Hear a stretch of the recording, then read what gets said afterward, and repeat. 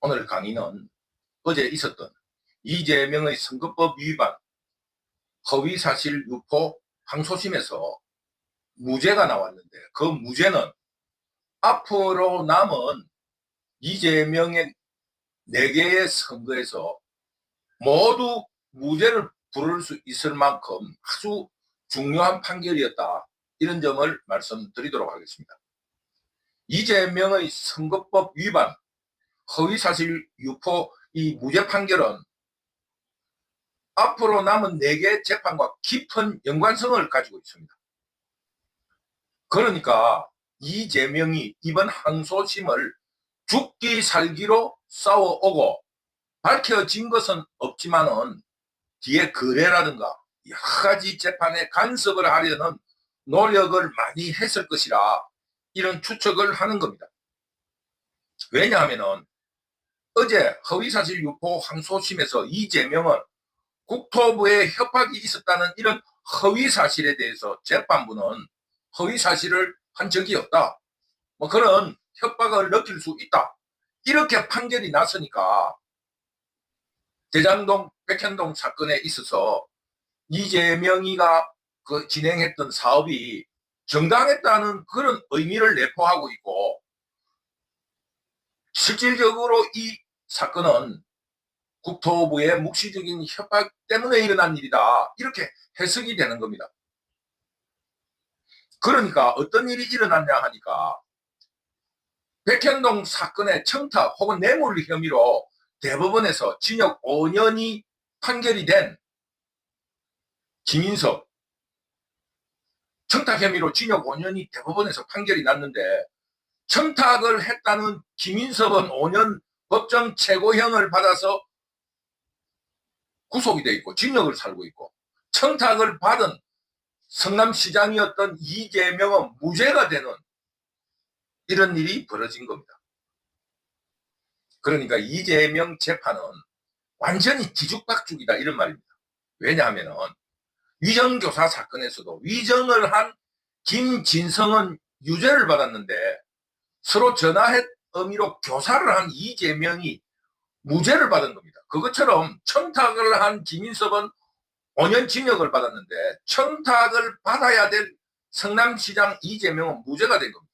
청탁한 사람은 있는데 청탁받은 사람이 없는 거예요. 청탁으로 한 일이 아니고 국토부의 협박으로 일어난 일이라는 판결이 어제 그 판결입니다. 그러니까 이재명은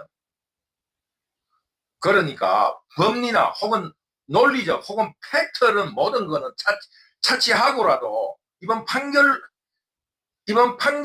인해서 5개의 재판 중에서 3개는 무죄가 된 것입니다. 선거법 위반, 가장 큰 대장동 백현동 재판의 무죄가 날 거다 이거. 왜냐하면 청탁으로 이루어진 것이 아니고 이재명의 불법으로서 그게 일어난 게 아니고 국토부의 협박으로 일어난 일이라고 재판 판결이 났지 않습니까? 그러니까 허위사실 유포 1심에서 무죄 받았죠. 선거법 위반 항소심에서 무죄, 대장동 백현동 사건이 무죄가 된 겁니다. 그리고 남은 2개는 성남시장 비서실장인 사람이 죽었으니까 그 사람이 한 일이고 나는 모르는 일이다. 혹은 김문기가 한 일이라서 나는 알 수 없었다라는 식으로 떠넘기기를 하게 되면은 이재명은 정치 검찰의 정치 탄압을 받은 투사로 신분이 세탁되어 가지고 아주 훌륭한 정치인으로 대통령 후보로 등장하게 된 것입니다. 영화나 세상살이 주변을 이렇게 훑어보면은 하늘에게 벌을 받아야 할 사람, 그런 악인들이 끈질기게 살아남는 것을 볼 수 있습니다. 그것처럼 악인 이재명도 끈질기게 살아남았습니다. 그러나 영화처럼 사필 기정어로 얼마 가지 못해 몰락하리라고 북두시민혁명군은 확신하고 있습니다. 왜냐하면 일본의 패망이 김구 백범일지에 나와 있던 것처럼 한밤중 도둑처럼 망했고 우리가 볼 적에 언제나 일어서는 오뚜기도 그 무게중심을 탁 잃어버리는 순간 일어서지 못합니다. 그러니 우리 자유시민들은 이번 선거법 위반 허위사실 유포의 항소심 고등법원의 판결에 너무 기죽지 말고 더욱 우리는 투철하게 투쟁해 나가야 한다. 이것을 여러분에게 말씀드립니다.